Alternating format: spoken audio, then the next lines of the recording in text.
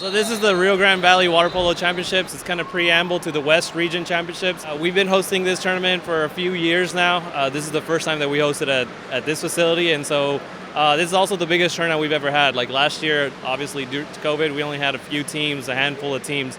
This year we had 9 boys teams playing and 8 girls teams playing. So that's a really exciting to see the growth in water polo in the Rio Grande Valley in general, and having Piaget lead that. We run offense, spread out, try to get into 2 meter. So this fall, it's going to be the first ever UIL water polo season. It's going to happen over the fall, which is something that we all kind of did not expect. We all thought it was going to happen in the spring like it currently does as a club sport. So it's going to be very interesting to see that season in the fall. 2, 3, first! Well, number one, it solidifies us as a leader in aquatics, and it is also going to create a whole new avenue for the Valley in general. We're going to be hosting big tournaments here, big swim meets here, so we're at the center of it all, and I'm glad to be a part of it. 1,